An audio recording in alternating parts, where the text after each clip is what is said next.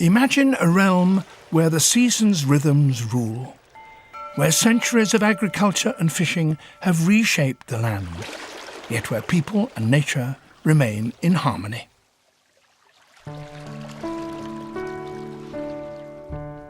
Sangoro Tanaka lives in just such a paradise.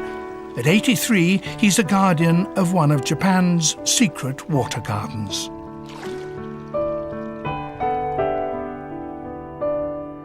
Over 1,000 years, towns and villages have developed a unique system to make springs and water part of their homes.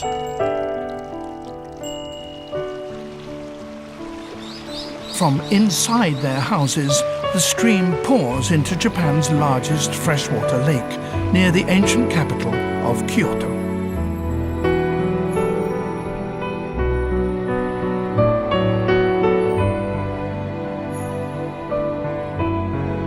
This is a habitat so precious, the Japanese have a special word for it: Satoyama, villages where mountains give way to plains.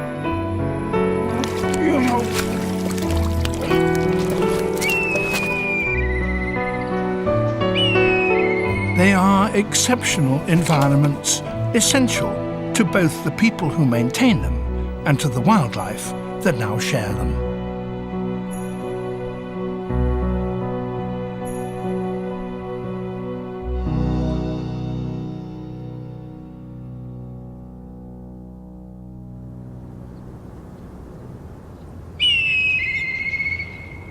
Late February at Lake Biwa, an area 5 times the size of Paris. Its year has 4 distinct seasons.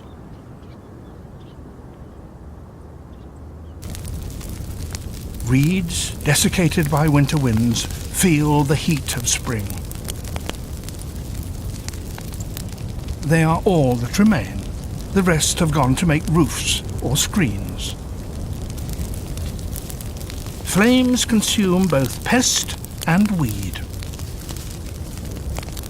The ash will prove a powerful fertilizer.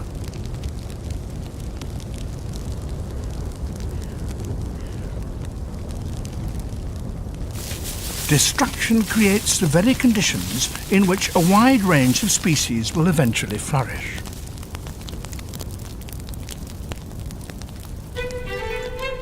By April, new shoots sprout. The fire and smoke have provoked new growth. Spring puts on its new coat.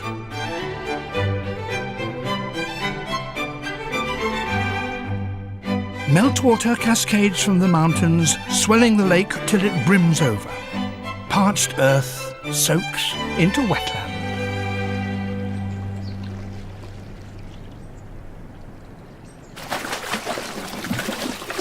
Sudden sounds split the still of the day.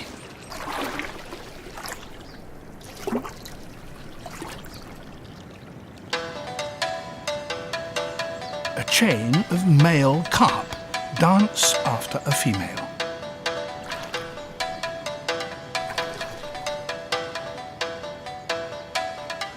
Some are longer than a man's arm, but she's bigger still, heavy with eggs. She releases her eggs, up to 200,000 of them, and the males race to fertilize them.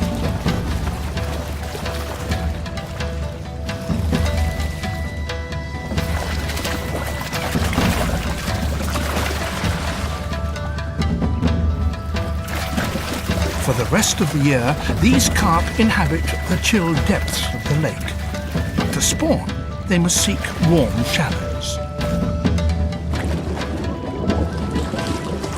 Spring's rising energy is released.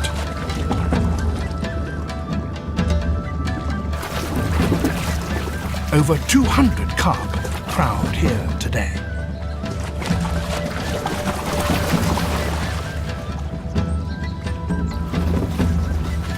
The conditions created by the firing of the marsh offer an ideal site for breeding.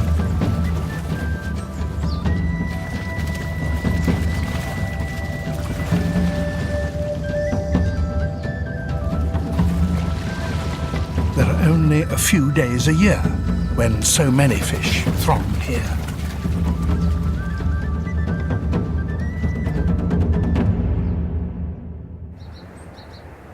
Sangoro the fisherman won't miss his chance. His methods, his 20-year-old boat, his bamboo pole, all are tried and tested.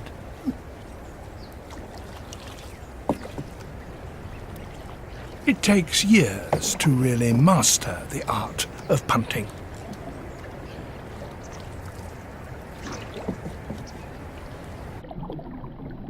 The river courses with fresh mountain torrents, but here and there natural springs well up from the bottom.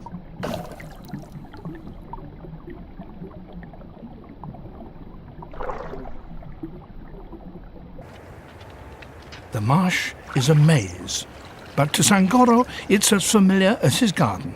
He has some 50 traps set in various corners.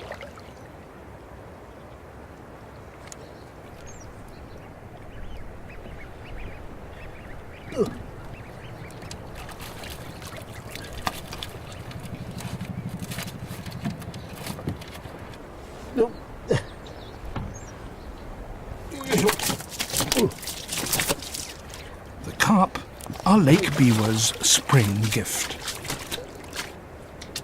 Sangoro only fishes from March to June, when the shoals retreat to the lake.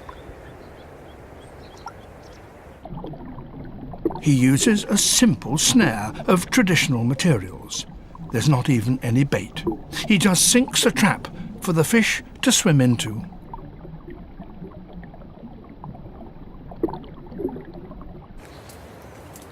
Where he places it depends on the weather and where he thinks the fish will swim that day.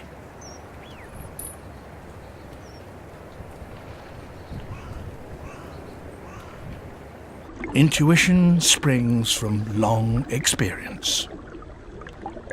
His haul includes other fish as well as carp, as they all flock to spawn in the shallows.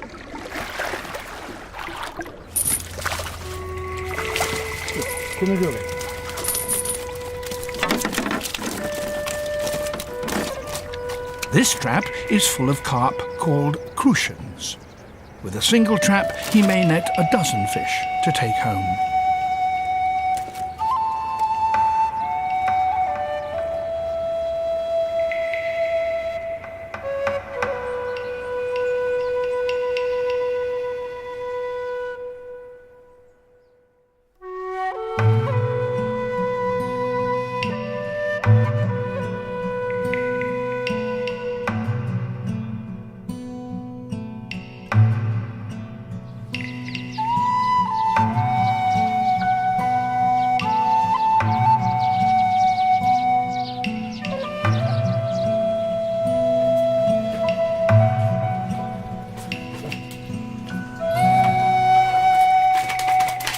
As soon as Sangoro returns, he prepares the fish for the table. The catch is usually sold or cooked for supper that evening. But today he's preparing funazushi. Funazushi is believed to be how sushi first started, perhaps 1,000 years ago. It's salted and fermented crucian carp and rice. It smells sour and takes a long time to make. First, salt your fish. Stand for 3 months. Mix with boiled rice to ferment. Leave another 6 months. The ingredients, rice and fish, are the key items of the Japanese diet.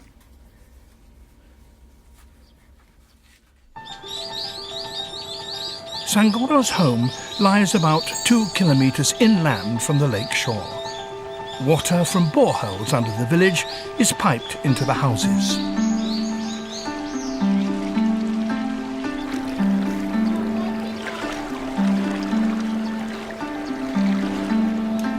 After it's been used, the water passes into a man-made stream.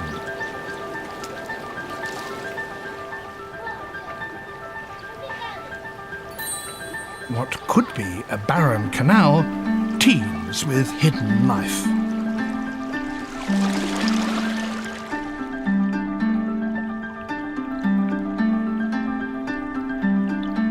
As spring gives way to early summer, aquatic plants reach for the sun. This one takes its name from the tree flower it resembles, the plum flower underwater buttercup.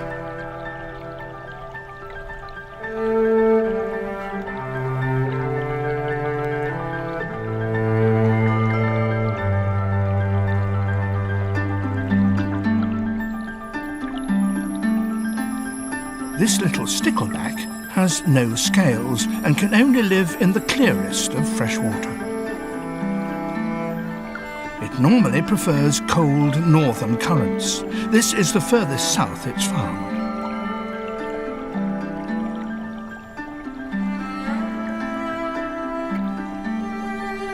The channel also harbours some strange-looking creatures.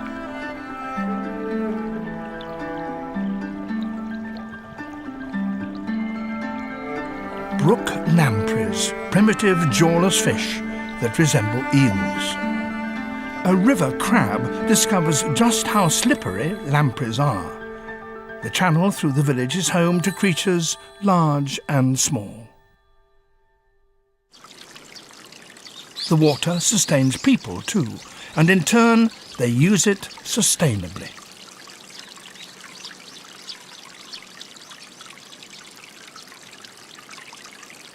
Each home has a built-in pool or water tank that lies partly inside, partly outside its walls.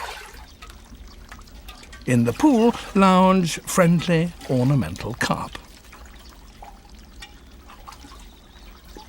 A continuous stream of spring water is piped right into a basin, so fresh water is always available.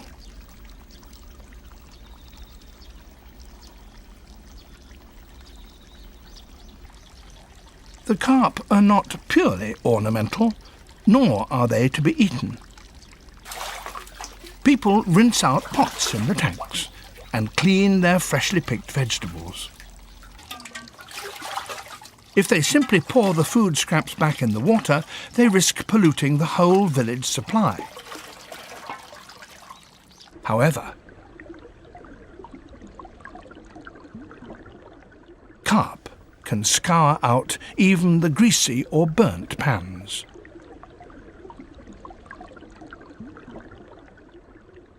They do the washing up in Satoyama villages. This traditional arrangement is called the riverside method. It's used all over Japan. Cleaned up by the carp, the tank water eventually rejoins the channel.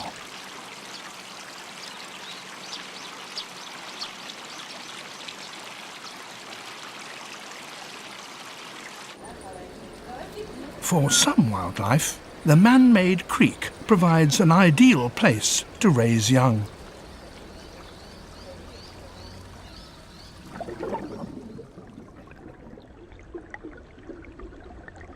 Like this variety of freshwater goby, a small fish about as long as a little finger. The villagers call it the tiny mud crawler. A male is busy excavating a breeding site. The even bottom supplies a perfect hidey hole.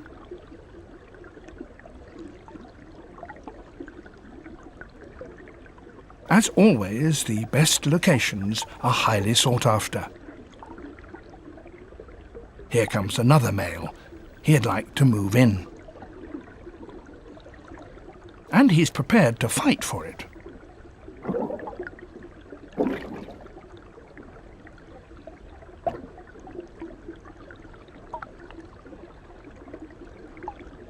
Both do all they can to look threatening.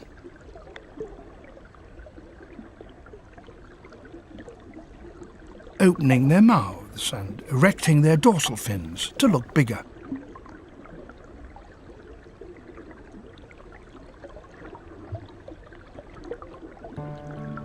It's a victory for the sitting tenant.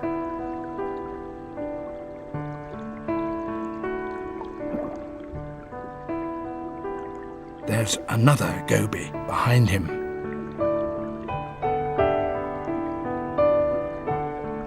She's hanging upside down and she's laying eggs.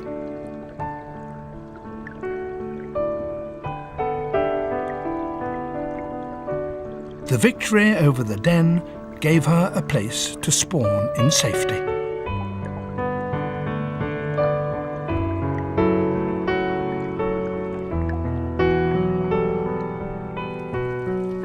The old, simple life of Satoyama communities is attracting some young Japanese back from the cities.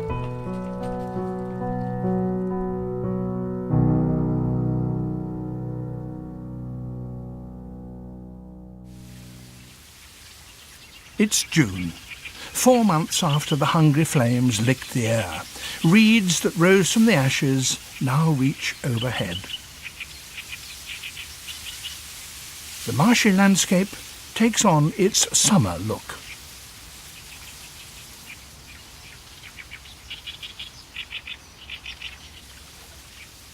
The dense growth is almost like a jungle.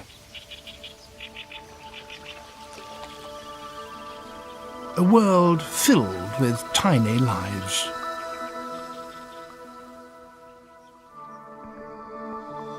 Each single reed stem is a microcosm. Tiny organisms called pseudoplankton live on their surface. Forests of tentacles reach out to seize organic material.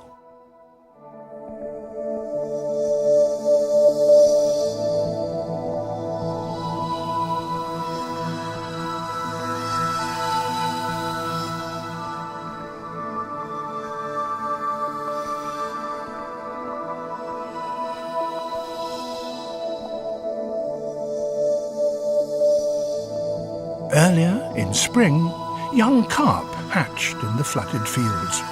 They stay there for about 3 months. The reed beds are their nurseries, where they have plenty to eat and are concealed from predatory birds. An infant fish meets a sudden end.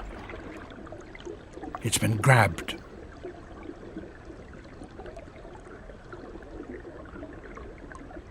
The attacker is the larva of Japan's largest dragonfly.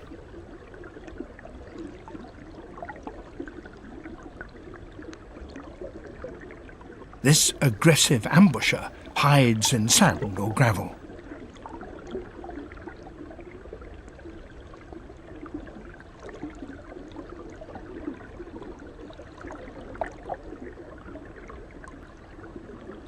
Only its head protrudes as it lies in wait for its prey.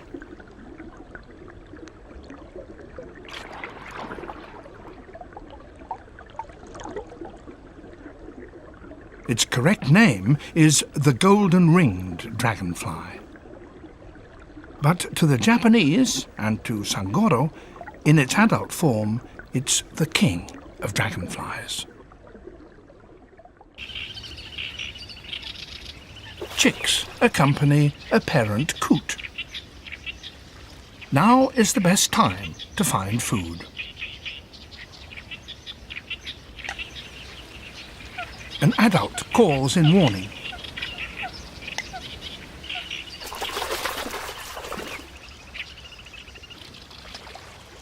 The cause?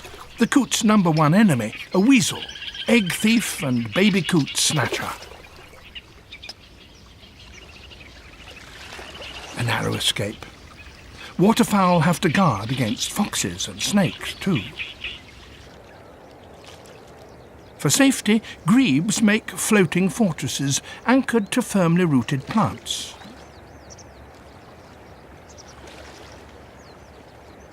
An adult bird is particularly alert when the eggs are hatching. Each grebe has its own territory, and each nests at the same place every year.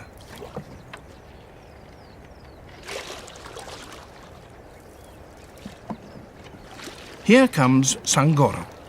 The birds know him already. This is his regular route.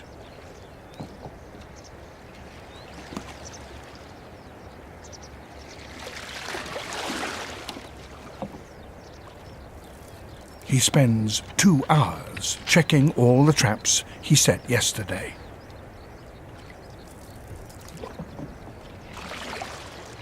His work done, Sangoro returns to the landing stage.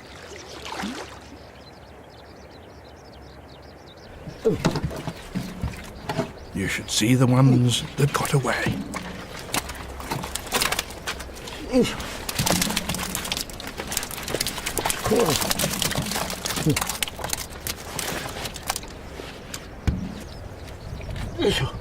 Turning muddy banks into reed beds has paid dividends. He has nearly 50 fish in all, of 8 different types.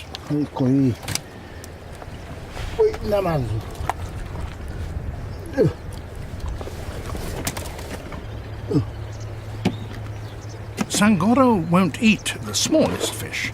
He puts them aside.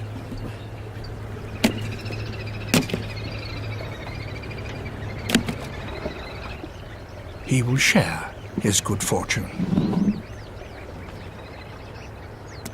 This grey heron knows what will happen next. Sangoro finishes cleaning out his boat, and another pair of eyes watches his every move. Each fishing season, this kite pays Sangoro a visit. When Sangoro leaves, the grey heron doesn't wait any longer. It's happy to clear up.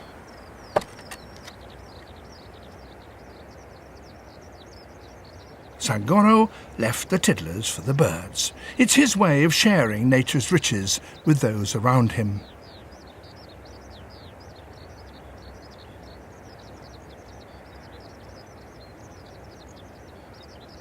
And they are only too pleased to take part.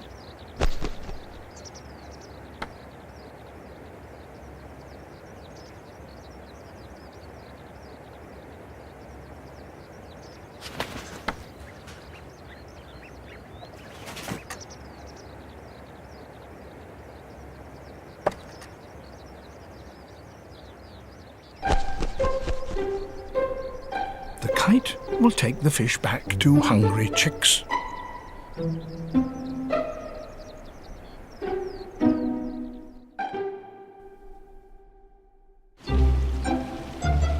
Where the village houses crowd most closely together, above a garden, a lone pine towers.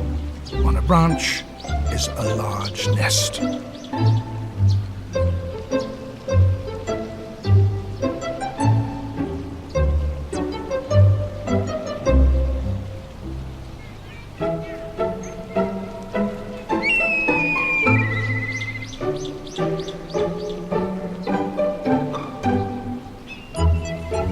There are 2 chicks there. They're developing steadily under the watchful eyes of the villagers.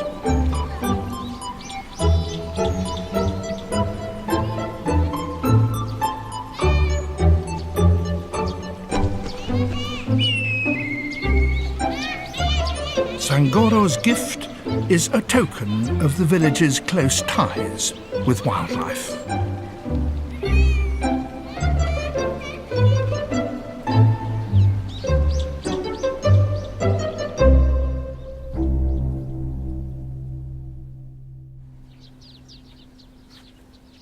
For Sangoro, fishing is not just a job. 漁してこれはもう趣味やな。魚の取れるのが面白いよな。入っとるのが。The traps capture relatively small numbers of fish, but this means stocks aren't depleted. ほんで魚と知恵比べやけな。魚を上手に騙さなあかんねん。あら、これは魚の方が賢かった。わしの方がわしの知恵の方が赤なんだな。入っとらん時はそう思うし。まあ毎日が楽しみよな。Taking from nature without exhausting its supply is practiced throughout Satoyama. Reeds will make blinds, indispensable in the glare of the Japanese summer. The stems are left for a year to season, then each is straightened.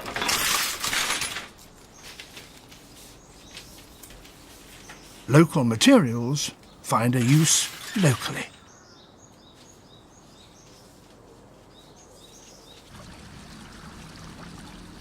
It's 5 days since the gobies first laid eggs in the village channel.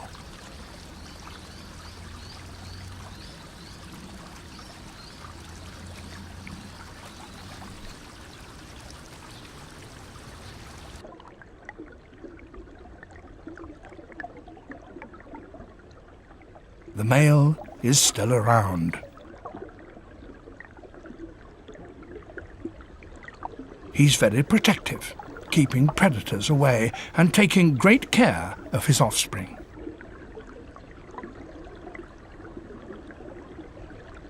Golden eyes peer out of the egg capsules. They're ready to break out.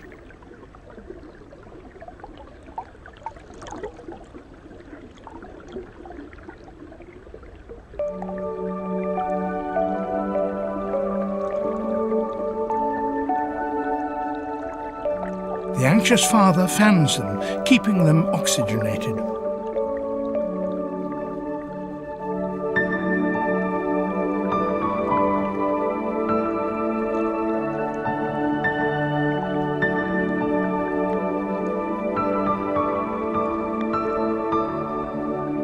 The newly hatched young are barely the size of a match head. Tiny as they are, they're about to embark on a journey.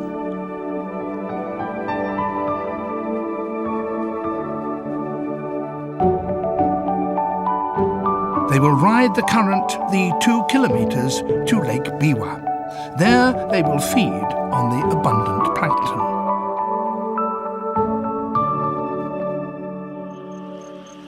At the same time, another new life is about to undergo a striking change.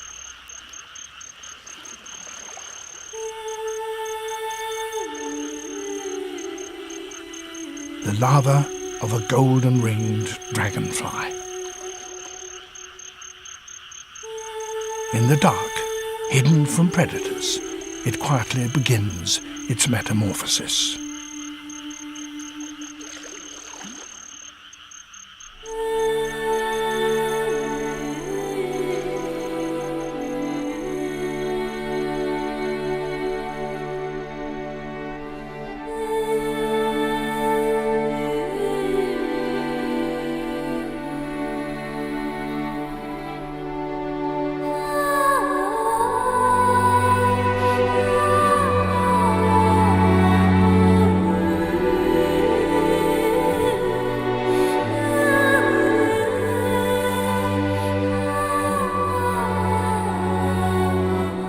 The larva is now a fully winged dragonfly. In 10 days, it will be sexually mature and ready to trigger the next generation.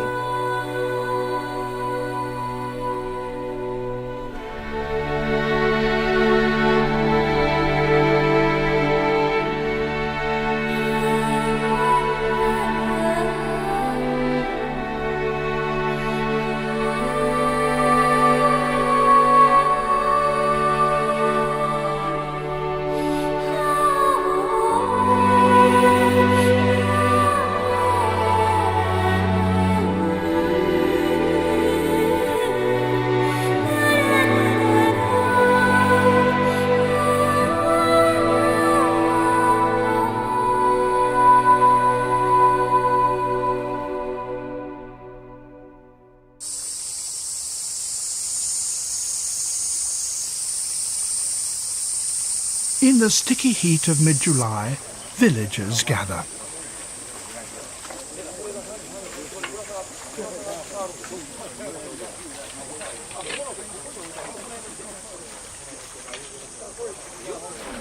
Overgrown banks block the stream.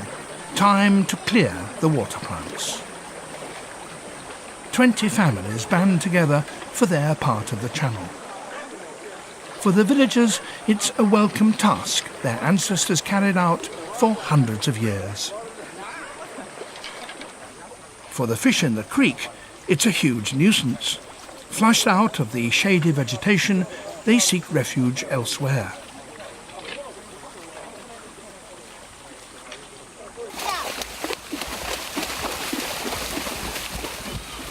It's the children's big moment.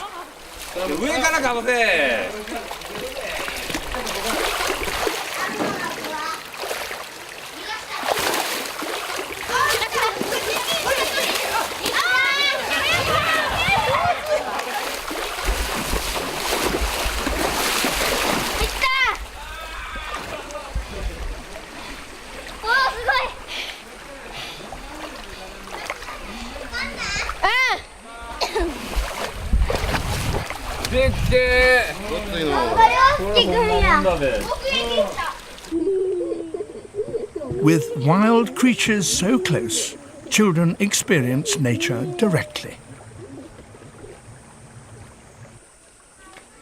Fish and birds are an everyday part of their lives.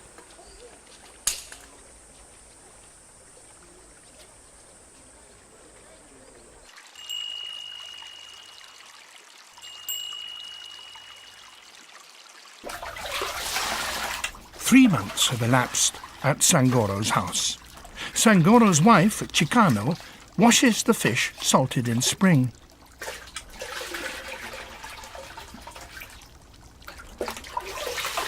Next, she will bury them in rice.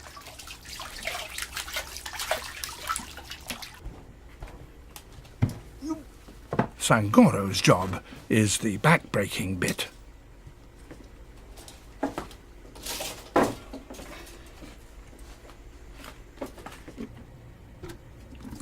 First, they lay out the fish evenly. Then they cover them. They build up several layers.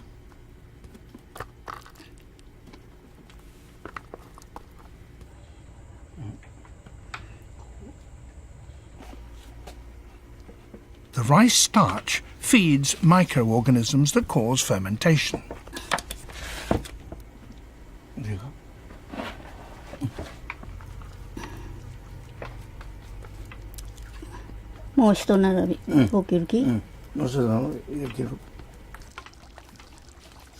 With nature's blessing, the funazushi will be good again this year.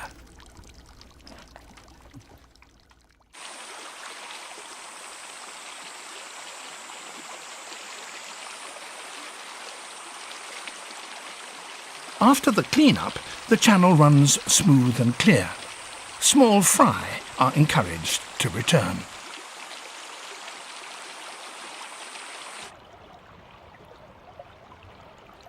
The young gobies are now the size of a fingernail, 10 times as big as they were.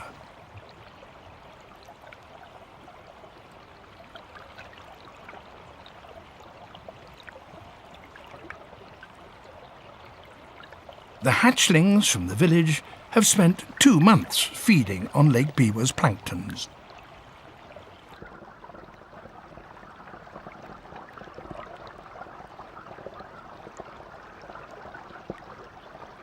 They press on upstream. No obstacle deters them, not even vertical walls.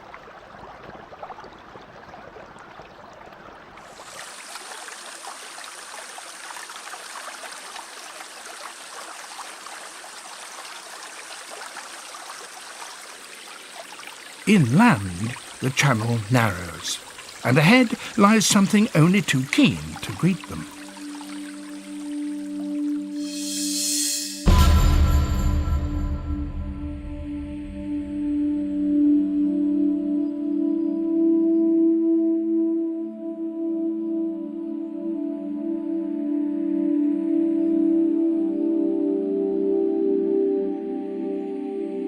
It's a Japanese keelback. It feeds on fish, which is unusual for terrestrial snakes.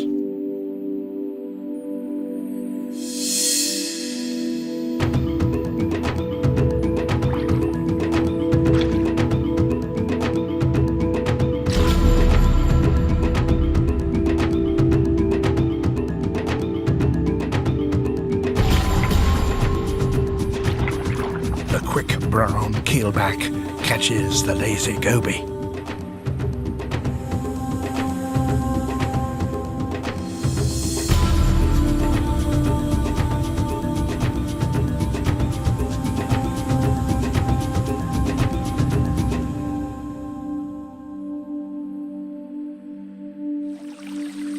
Those who escape continue their travels upstream. They must avoid herons and carnivorous fish too. The little gobies must find somewhere safe from ambushes.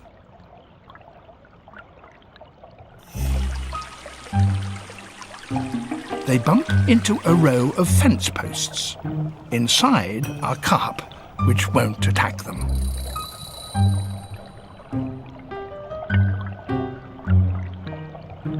It's the channel that carries away the household's used water.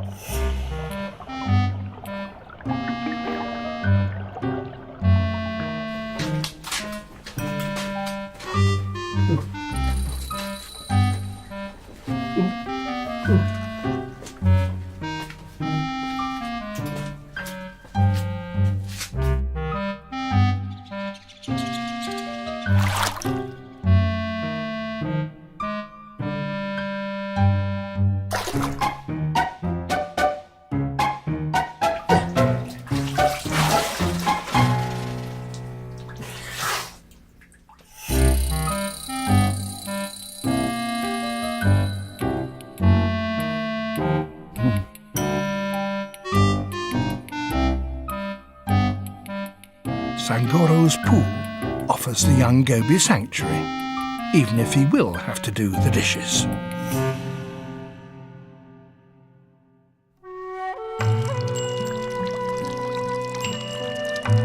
The villagers endure the humid days of late summer with their natural neighbours.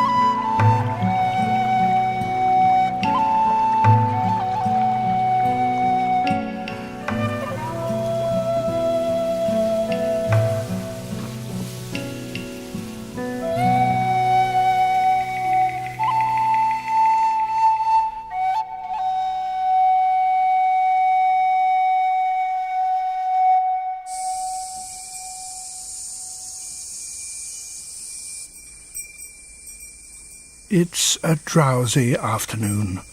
The moist air drains everyone's energy.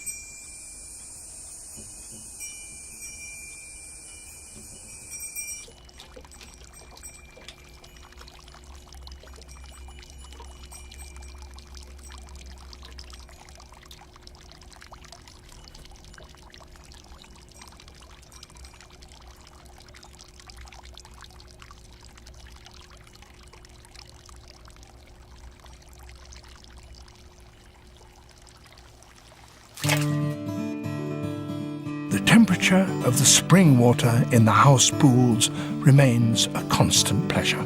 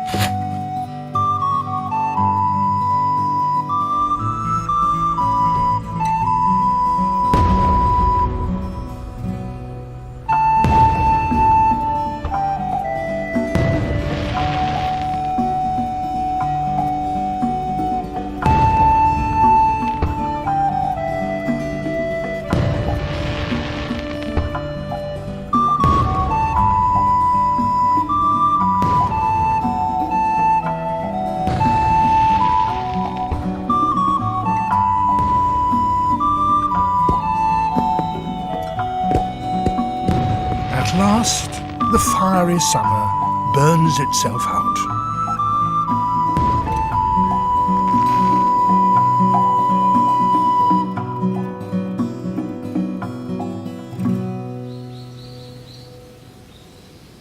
Autumn brings welcome fresh breezes. It's time to gather rice, the staple food of the Japanese. As the rice dries in the autumn sun, the smell of hay spreads across the fields.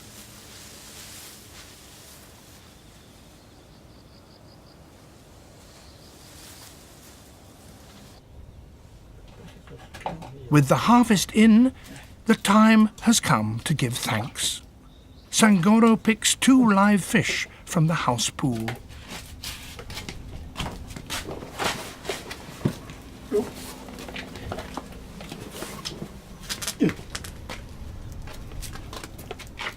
They will survive.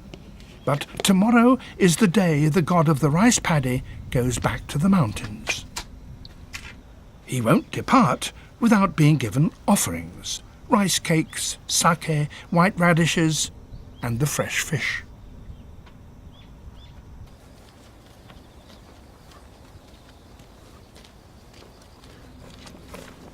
Sangoro believes that the god of his rice paddy will eat before leaving.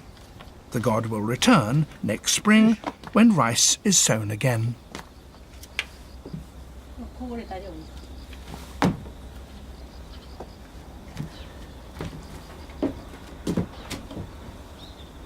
Each element in nature has its own god. Every tree, rock, and stream. 8 million gods of nature in all. Prayer and ritual express Sangoro's gratitude. He's almost totally self-sufficient, thanks to the gifts of nature.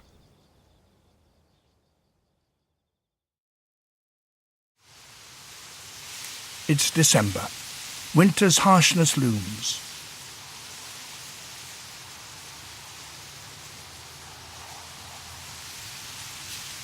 Bitter winds start to gust from the lake. Sturdy green gives way to brittle gold.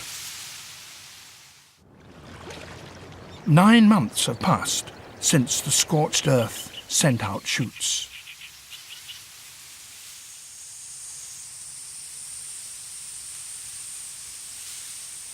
Now the reeds soar above. The slender stems will make screens and thatch.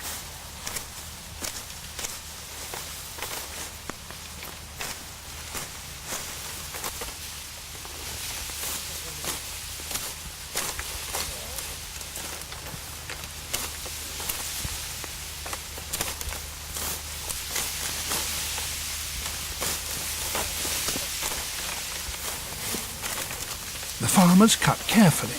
They don't snap or bend the long stalks.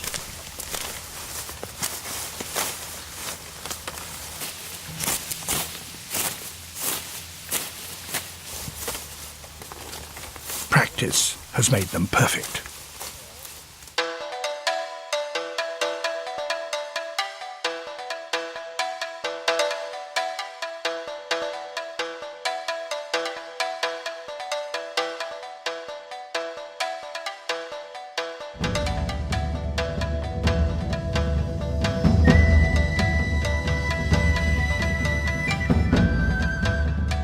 They heap the bundles into a tent-like shape called a round stand.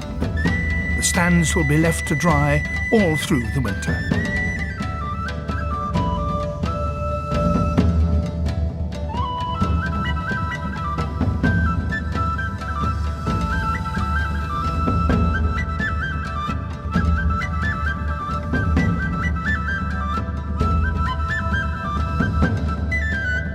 The stands are visible reminders of the close connection between the farmers and the environment they have created.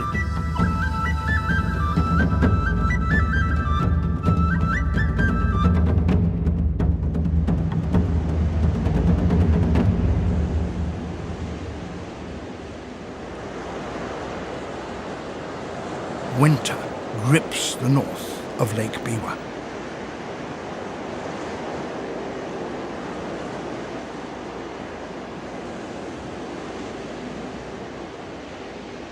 The reed beds show no sign of life.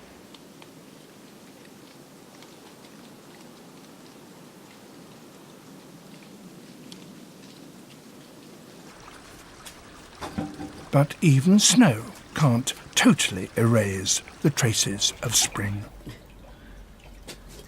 In Sangoro's house, the local delicacy is finally ready.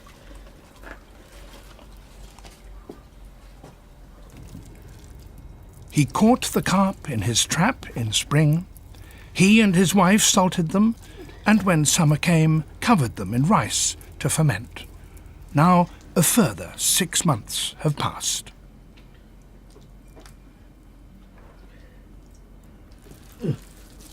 They will eat both fish and rice. Inside is more evidence of nature's bounty. The orange eggs.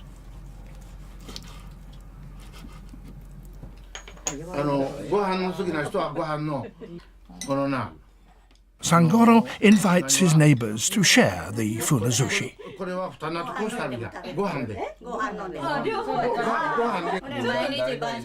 After half a year of maturing, the fish has the sour taste of cheese. Slow food that is endlessly satisfying. Preparation, preservation, and finally, appreciation. The precious pleasures of people living close to nature.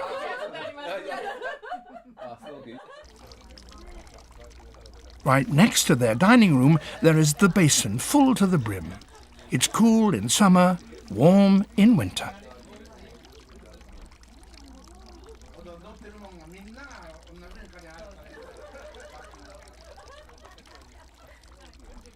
The Japanese describe tight-knit relationships as being as close as water and fish, intimate and inseparable. Like the pool and its little refugee.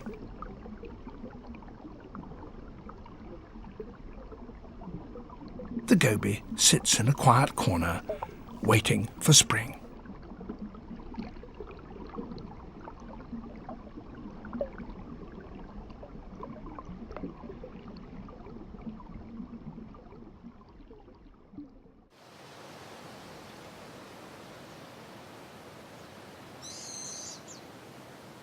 March finally comes round again.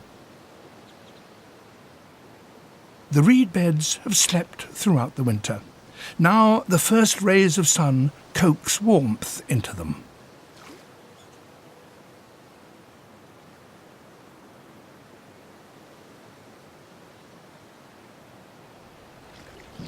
Once more, the silence yields to sounds of life.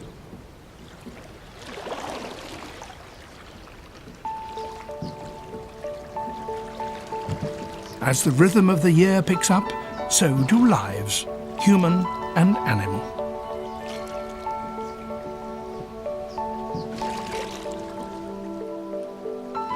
The Japanese have another saying, water comes, the fish live. They mean that when the right time comes, everything will be fine.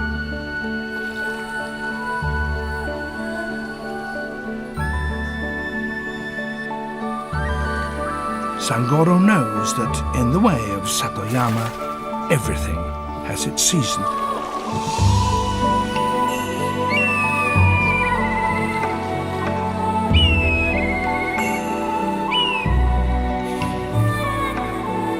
Together, Satoyama people and nature weave life into a seamless fabric, blessed by water circling on its journey without end.